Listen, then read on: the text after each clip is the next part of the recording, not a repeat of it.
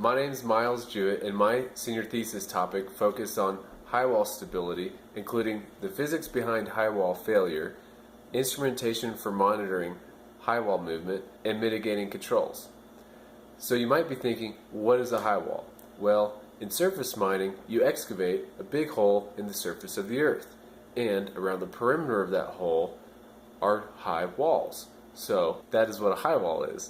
My research is important because highwall failures can have devastating effects, including damage of very valuable equipment and assets, delay of production resulting in millions of dollars of loss a day, mine closure disrupting communities, and worst is injury and potential loss of life. So during my research, I sought to find recommended controls for mitigating risks associated with unstable rock slopes.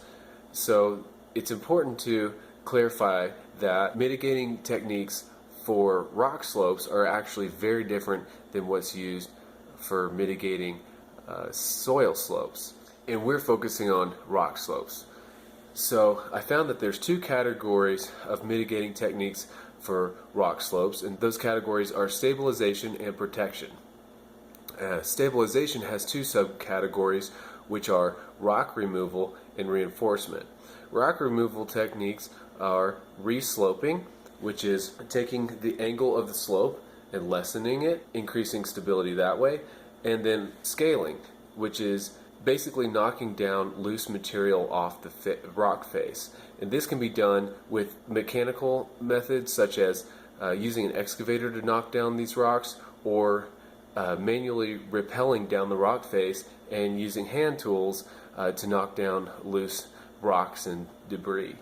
Reinforcement techniques include rock bolts, steel mesh, shotcrete, and drainage.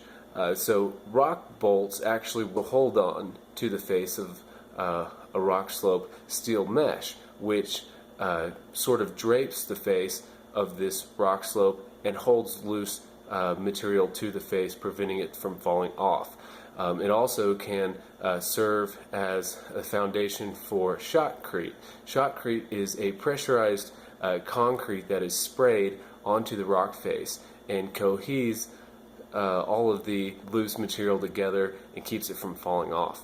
And lastly, drainage basically prevents water from penetrating the rock slope, which ultimately leads to higher pore fluid pressures. Basically, water in voids within a rock face increases the pressure in the wall and can lead to instability.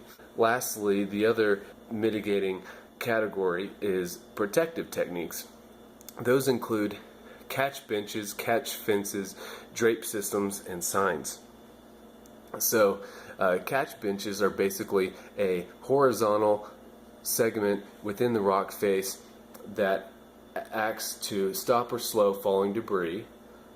And then catch fences, they're fences which are basically designed to catch and stop falling rocks. Drape systems are nets that cover the rock slope from top to bottom and basically keep falling debris against the face of the slope so that it doesn't bounce out and potentially hit somebody. And then warning signs let personnel working in and around a high wall be aware of the risks associated with a high wall.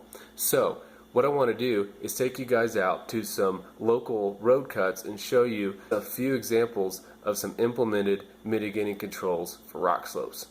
Let's go. Example of a mitigating control for rock slopes.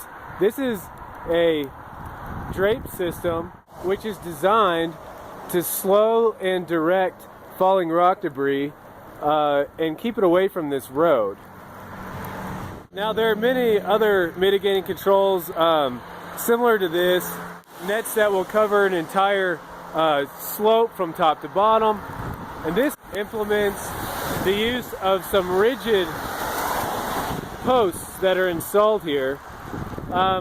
There's a lot of catch fences that actually also use rigid posts and a weighted spring in order to catch the falling debris itself as it enters the catch fence and the spring basically increases the impact time of the rock hitting the catch fence, which ultimately decreases the impact force involved and helps control the falling debris.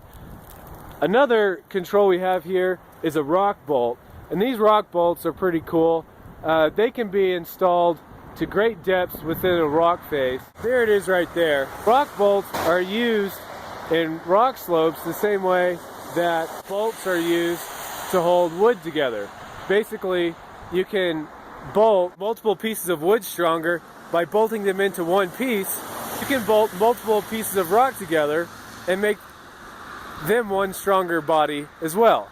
Basically, you bisect the planes of weakness, which can be fractures, joints, or simply bedding planes, with a bolt.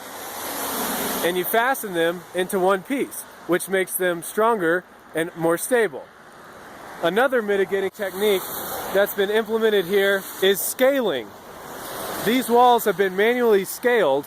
People have rappelled from the top and knocked down any loose material and fractured rocks to basically control when they fall and ensure that it's safe when they fall. Pretty cool.